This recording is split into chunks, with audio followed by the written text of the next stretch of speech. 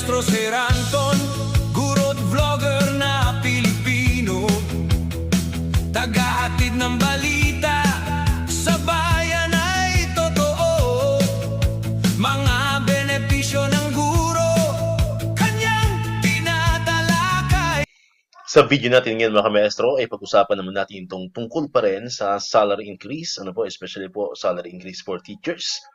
Yan, so meron po tayo ngayong bagong balita ulit na may kaugnayan po sa posibleng salary increase ngayon pong darating na taong 2028. Ayan. So yan po ay galing po mismo sa atin pong Department of Budget Management, particularly po ang atin pong DBM Secretary po mismo, Acting DBM Secretary, nagbigay po ng ganyang pahayag. Ayan. Pero bago natin pag-usapin yan mga kamaestro, syempre nais ko muna pong kumustahin ang lahat ng mga kamaestro po natin dyan. Ayan, kumusta po kayo? Ngayon po ay araw ng Sabado. Ayan. So, bukas ay linggo na. Ayan. So, sa darating pong linggo ay the coming week ay ating pong schedule ng ating first term examination. No? Alam ko ay 28 ang ating term exam at saka September 1. Kung hindi tayo nagkakamali. Kasi pag August 31 ay holiday.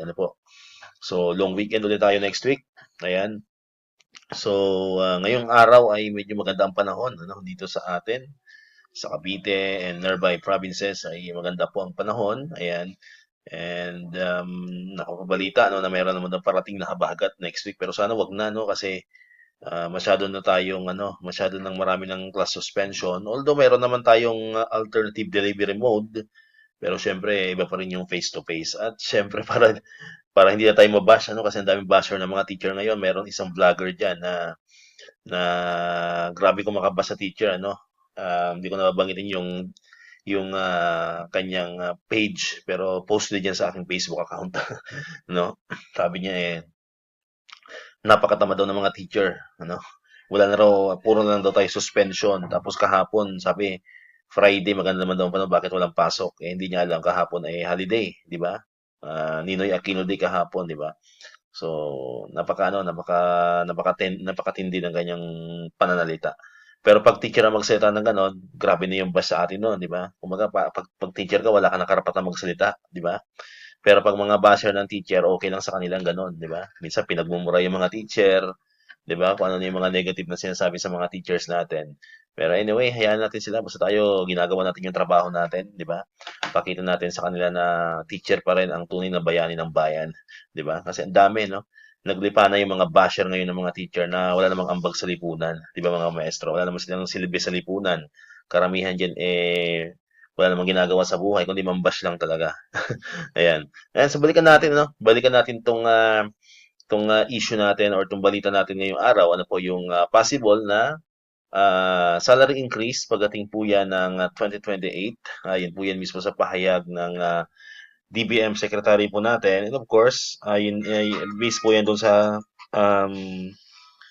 interpelasyon ni ACT Teacher Party List Representative Antonio Tino. Ayan. So, doon po nagkaroon ng pahayag si DBM Secretary Kim De Leon, mga kamestro, tungkol dito sa ating salary increase. Ayan. So, bago natin pag-usapan yan, panoorin muna natin yung short video na naglalaman po ng naging pahayag ni DBM Secretary Kim De Leon, mga kamestro, tungkol nga dito sa posible, hindi pa natin sinasabing 100% sure, So, ito po ay posible pa lamang, posibleng salary increase pagdating po yan ng 2028. Ayan, so panoorin po natin. Credits po sa ACT Teachers Party List. Ayan, sa kanila po natin kinuha tong clip ng video na i-play po natin ngayon. Ayan, so credits po sa ACT Teacher Party List Facebook page. DBM ang tatanungin, fourth tranche na next year, kailan ang susunod na round ng salary increase na maaasahan?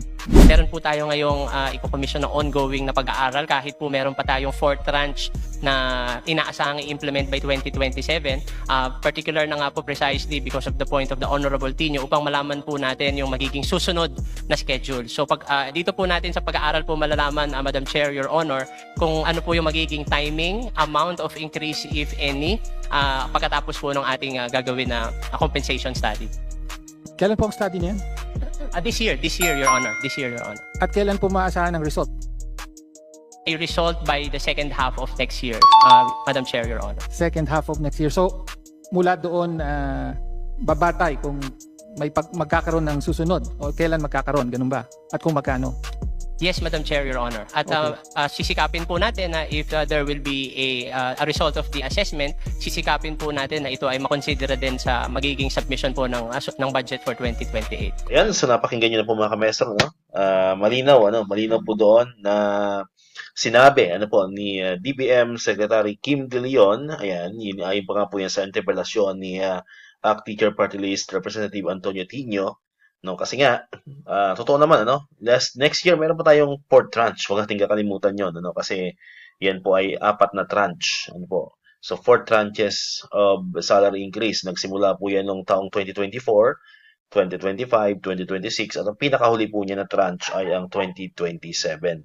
So, by January, of course, meron pa tayong aabangan, na last tranche ng ating salary increase. So, sinabi doon ni DBM Secretary Kim De Leon na kahit meron pa tayong existing, na salary increase, meron pa tayong existing kasi hindi pa tapos So, sa 2027 pa magtatapos yan.